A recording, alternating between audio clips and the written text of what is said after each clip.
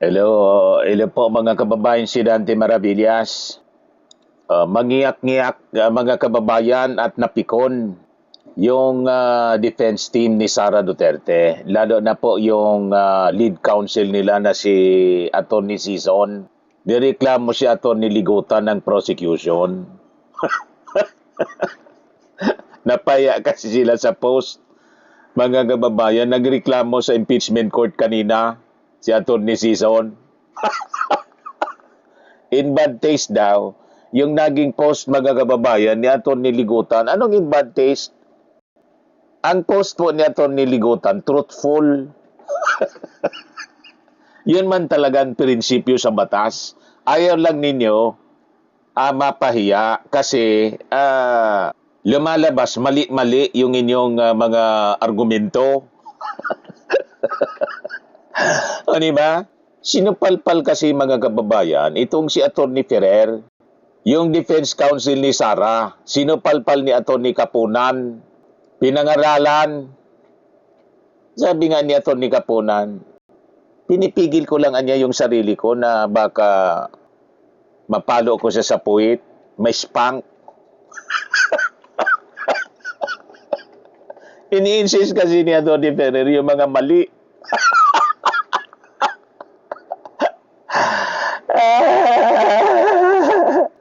Anong ilusot nila mga kababayan dito kay Atty. Kapunan?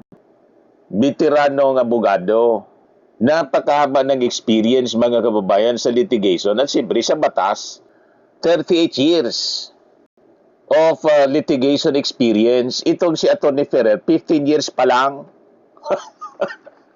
Kaya nagmumukhang amateur. Tinuturuan mga kababayan ni Atty. Kapunan. Kasi yung mga pagtatanong po, misleading. Doon nagsimula. Kinukuris examine mga kababayan ni Atty. Ferrer. Ito si Atty. Ferrer, defense lawyer ni Sara. Sabi ni Atty. Kapunan, there are limits niya to cross-examination. Misleading questions are not allowed in cross. Sabi ni Atty. Ferrer, they're allowed. Ngayon, nag-post mga kababayan itong si Atty. Ligutan. Kino-correct, pero wala man pinangalanan po si Atty. Ligutan ng prosecution tungkol sa misleading questions. Napikon po si Atty. Sison, nagreklamo sa impeachment court. So ito yung post ni Atty. Ligutan, mga kababayan. Sabi niya, in principle, all lawyers and law students know by heart misleading questions are not allowed even on cross-examination. Yun naman talaga po ang totoo. So napahiya, mga kababayan, kasi yung defense panel. Lalo na po si Atty. Ferrer. Siyempre, yung lead prosecutor, lead defense counsel nila, sasaklolo si Atty. Sison. Nagreklamo ngayon sa korte, sa impeachment court. In bad taste niya, nirereklamo si Atty. Ligutan na wala man pinangalanan si Atty. Ligutan sa post niya. The more important manifestation that I would like to make today, Your Honor, is in relation to a social media post that I happened to see. And this was posted at 11:29 a.m. by one of the private prosecutors, Attorney Amando Virgil Ligutan, posting that a principal or lawyers and law students know by heart misleading questions are not allowed even in cross-examination. Now, this was posted and picked up by Inquirer.net at 11:29 a.m. today. And I surmise that this has something to do with the exchange between the private prosecutor, Attorney Kapunan, and the defense counsel, Attorney Ferrer, on the matter of the cross-examination question that Attorney Ferrer asked the prosecution's witness. And I have here a transcript because I find it troubling that a private prosecutor would do this in the middle of a courtroom hearing. Because as far as I'm concerned, impeachment court is also a court of decorum. And the rules on impeachment under Rule 18 actually prohibits participants, especially lawyers, from commenting about the merits of the case. Now, one may argue that this isn't about the merits of the case, that he probably was just commenting about what ought or ought not to do in a cross-examination, but we're not naive. What the private prosecutor is talking about, he's here. He can explain it. He can explain himself if the presiding officer so desires. But I really just find it in bad taste to do this at this time. And I think it is inappropriate to do that to a fellow member of the bar, because even as we sit on the opposing side of this hall, we remain to be both members of the bar, and as officers of the court, we owe each other respect, politeness, or even kindness. And it doesn't take one to be a lawyer to know that the first thing that our parents teach us to do is humility. Itinatama lang naman ni Atty. Ligutan at unang-una, mga kababayan, wala man siyang pinangalanan si Atty. Ligutan. Ang punto dito, mga kababayan, ipinagpipilitan ni Atty. Ferrer yung mali. Allowed daw yung misleading questions. Paano naging allowed yung misleading questions? Doon sa witness, mga kababayan, nililito mo yung witness. Pwede daw na allowed yung misleading questions. Hindi maaari ang misleading question i-allow. Talagang mali. Kaya sabi ni Atty. Kapunan sa cross-examination na niya, it is not allowed. Tapos sinabi ni Atty. Ferrer, allowed na niya. Nag-post ngayon si Atty. Ligutan, napikon sila kasi tinamaan sila ngayon, napahiya. Napahiya kasi talagang mali. Ba't kasi hindi na lang ninyo akuin yung mali? Di ba? Akuin ninyo yung mali, hindi yung ipagpipilitan ninyo yung mali. Kaya mga kababayan, pinanindigan talaga ni Atty. Ligutan. Wala niya akong sinabing pangalan, at saka paninindigan ko ito kasi this is the a principle in law. Prinsipyo ng batas. Di ba? Si Atty. Ligutan, mga kababayan. Wala ngang anyang bad faith doon, walang malis. Pupurahin ko ba? Hindi po allowed ang misleading question. Hindi ko yan pupurahin kasi yun po yung nakasaad sa ating rules of court. Buti sana kung I name somebody. Correct. If I said this is regarding this. Even that, kung pwede pang i-argue, there's nothing wrong with that. Basahin nyo yung posts. So in other words, attorney, hindi sub-judice sa'yo. Hindi sub-judice. Yung delay. The timing. The timing yung paglabas ng post. That's your problem. That's your problem. Like what I said, kung pwede ako mag-post anytime, 24 hours a day, I think that is part of my right as a human being. To post something na sa tingin ko, ano yung nasusulat sa rules of court. So you're Walang saying bad that faith, planning? walang bad faith, walang malice. It's just like saying 1 plus 1 equals 2. At that particular time, inside an impeachment case. No misleading question is allowed, is as true as the sun rising from Correct. the east and setting of the west. 1 plus 1 equals 2. There's nothing illegal about it. Pero attorney, Napahiya sila kasi mali ang ginagawa ng kanilang abogado. Sinasabi niya allowed yung misleading question. Nasa rules of court nga po, it's not allowed. So ang ibig mangyari nila, dapat silent lang yung prosecution at hindi sila dapat itama. Ano yun?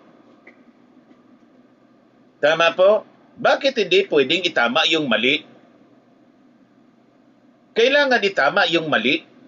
Pag hindi mo na itama yung mali magiging tama sa paningin ng mga tao, paniniwalaan ng tao, yung mali. Kasi walang nagsabi, walang nagtama sa mali. Tama po? Yan ang problema dito, mga kababayan, sa kampo ni Sara Duterte, pati yung defense. Mga kababayan, ayaw na i-mention yung mali. Di ba? Yung mali sa kanila tama. Ang mali talaga po na dapat punain natin yung naging komentaryo ni Sara Duterte na yung impeachment court, yung inaatake na mismo niya, marred by bending the law, sabi mga kababayan ni Sara Duterte. Bakit tatahimik yung defense counsel doon? Pati yung impeachment court, wala pang sinasabi doon sa naging komentaryo ni Sara Duterte. Di ba? Na mismo ng credibility, integrity na ng impeachment court yung kini-question ni Sara. And in fact, kinall out na siya ng prosecution. Ito, prosecution calls out VP Duterte for attacking impeachment court's integrity. Yan o. The House prosecution called out Vice President Sara Duterte on Monday for describing the Senate impeachment court proceedings as being marred by bending the law, which may be subject to the sub judice in contempt rules. Yes, litigants can criticize the courts, but they can never attack its integrity. Sabi po ni Attorney J. Tolosa Jr., Prosecution Counsel, and spokesperson. Tapos, tahimik sila, yung defense. Pati yung impeachment court nga, tahimik. Wala pang statement dito sa naging pahayag ni Sara Duterte. Ngayon, nag-post si Attorney Ligutan ng katotohanan, prinsipyo sa batas about misleading questions which are not allowed, mga kababayan. Nag-react ngayon, nagrereklamo yung defense kasi napahiya sila, in bad faith daw. Pinanindigan ngayon ni Attorney Ligutan. Tama yun po. Sabi ni Fiscal Fred Nuhara sa kanyang legal analysis and statement commentary, do not ask misleading questions. Allow me to comment on this. During the impeachment trial, I observed a young defense counsel conducting cross-examination. While the witness was answering, counsel interrupted her because the testimony was unfavorable to her client. Yan ang ginawa ni Attorney Ferrer dito sa witness ng prosecution, si Dil Ocampo, COA auditor, mga kababayan. Sabi ni Fiscal Fred Nuhara, the prosecution promptly objected and requested that the witness be allowed to complete her answer.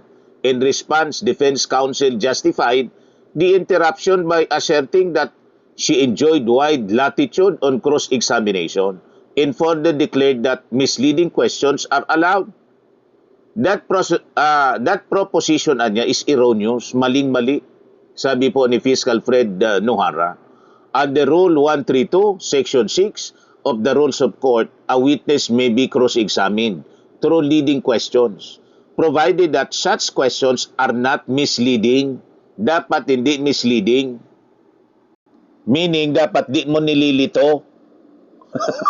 Misleading. Hindi mo dapat nililito yung witness. Kasi pag nililito mo na, niloloko mo yung testigo para hindi makapagsabi ng totoo na unfavorable doon sa kliyente mo. Di ba? Yun ang in bad faith. Binabaligtad ninyo Kayo yung in bad faith and in bad taste, mga kababayan. In bad taste daw, sabi ni Attorney Sison, in bad taste sa inyo kasi napahiya kayo, kasi kinoreksyonan kayo, kasi nga mali kayo. Dapat naman talaga koreksyonan kayo kasi mali. Hindi allowed nga. Sasabihin ninyo, be kind. Para Para hindi malaman ng mga tao na mali kayo. Maging kind na lang yung prosecution para hindi kayo mapaya. Mali naman ang ganon. Dapat yung mali tama. Para pati yung publiko hindi maniwala sa mali. Mali yung posisyon ninyo Bawal yung ganon. That is not allowed. Ngayon magrereklamo kayo sa impeachment court. Yan malinaw, sabi ni Fiscal Nuhara. Basahin natin. Provided anya, such questions are not misleading, the distinction is material. A leading question merely suggests the desired answer. A misleading question, however, confuses the witness. So nililito niya yung witness, distorts the facts, or improperly puts words into the mouth of the witness. For this reason, courts consistently sustain objections to misleading questions as they impair the witness' right to render a fair and truthful testimony. Correct. Nililito niya, mga kababayan, yung witness para mapaboran, hindi maidiin yung client niya. Tama ba yon?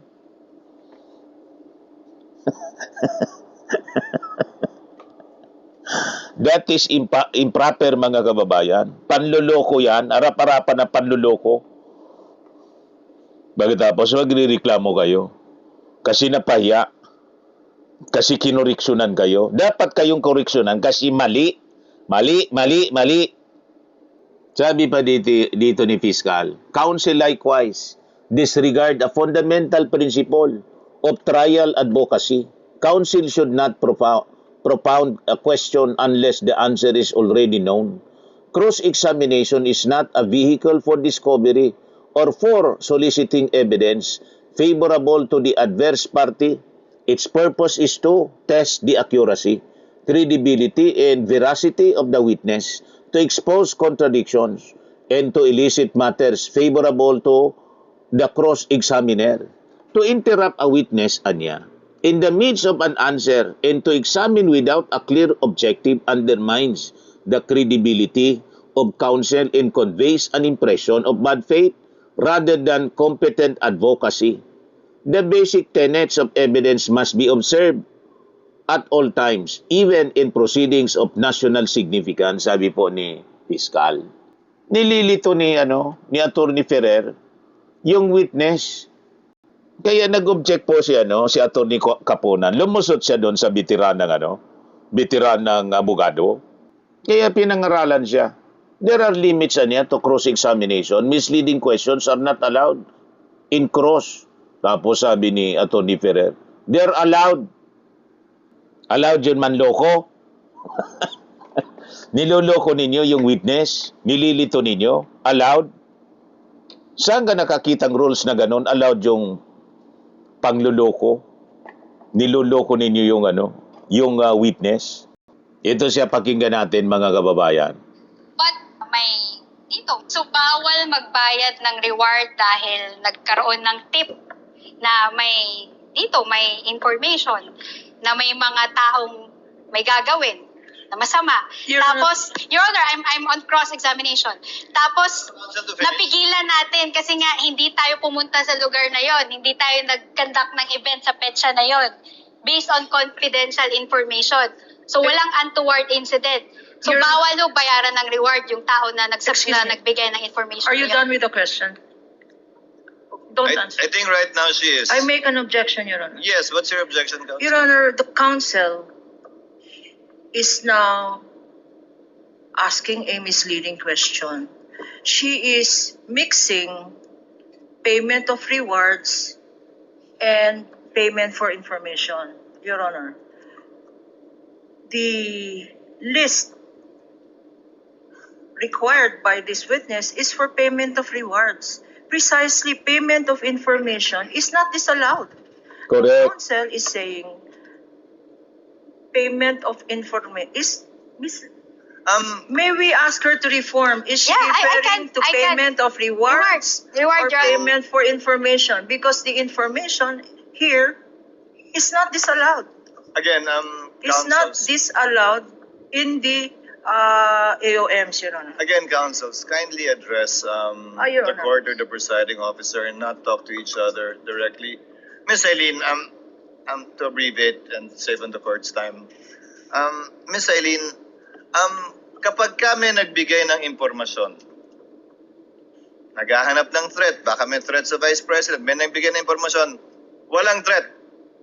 Ligtas ang Vice President pag nagpunta siya dyan. Hindi magka-classify yon na pwedeng bigyan ng reward at success. hindi naman kailangan, di ba? Sanay tayo sa reward na nakatakip yung mukha, di ba? Tinuro kung saan nagtatago yung akusado, tinuro kung saan nagtatago kung sino man. Di yun, reward.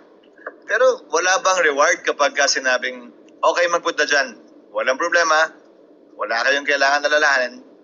Is that information or can that also be reward? Magpo-fall po siya sa information. So, saan kailan lang magiging reward yun kapag may naturo? Opo, kasi yun yung proof of success. Tuloy niyo po. Yun yung proof of success ng information na ibigay kasi may na-apprehend po or yun po, ganun po. Yun, politiko po yan ang interpretasyon nyo, pero wala po yan sa Joint Memorandum Circular. Opo, based po sa, yun po lang yung hinihingi under item 4.8.5.d. Right. Saan nyo ba binasa ang interpretasyon nyo yan? Yan ba yung ginawa ng lahat ng mga nauna sa inyo sa pwestong yan? Kinopya nyo lang or sarili nyo po yan at ngayon lang ginawa yan? Doon po sa mga ibang na-audit ko, ang ina-attach po talaga nila is yung payment of rewards na may mga nahuli po. So lahat ng in-audit nyo nung nakaraan, for consistency sake, merong nahuli o na-apprehend? May ganun pong mga naka-attach na mga dokumento. At tulad dun sa iba, kapag walang nahuli o na-apprehend sa reward, ine-AOM o dinidisala o sinususpend nyo? Hinahanapan po namin ng proof of success, opo. Yun, mga kababayan. Ito, mga kababayan, yung sinabi ni Atty. Kapunan. Misleading questions are not allowed. They are allowed. Counsel, They're allowed daw. please. Counsel, Misleading questions are not allowed. They are allowed. counsel, please.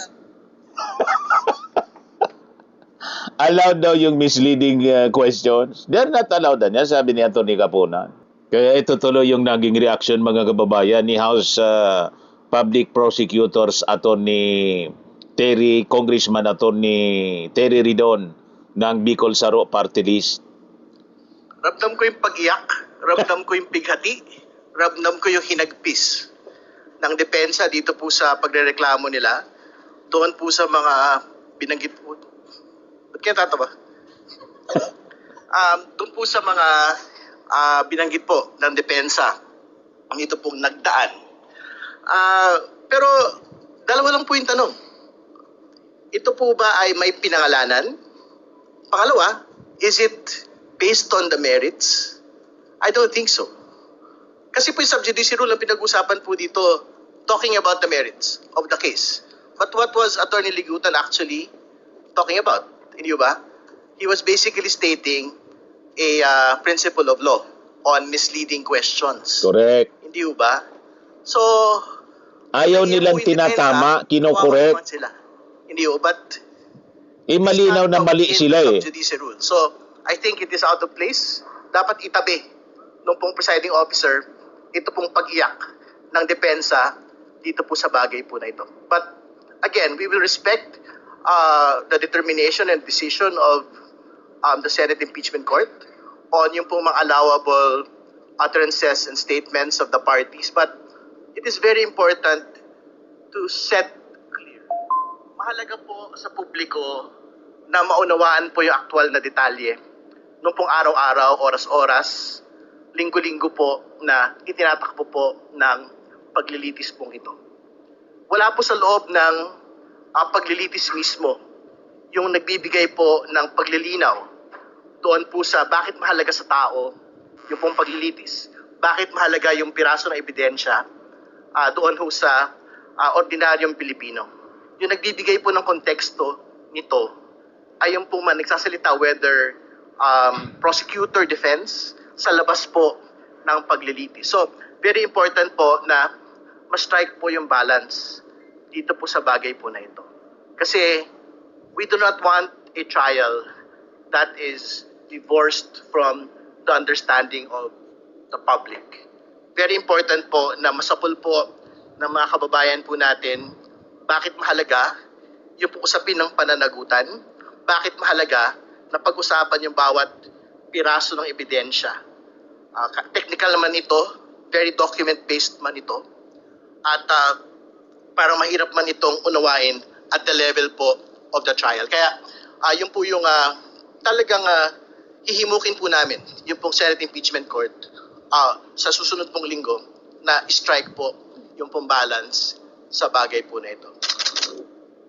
So yun, mga kababayan, ang mainit na balitaktakan sa impeachment trial kanina. So yun lang po mga kababayan, ako po si Dante Maravillas. Bye-bye. God bless.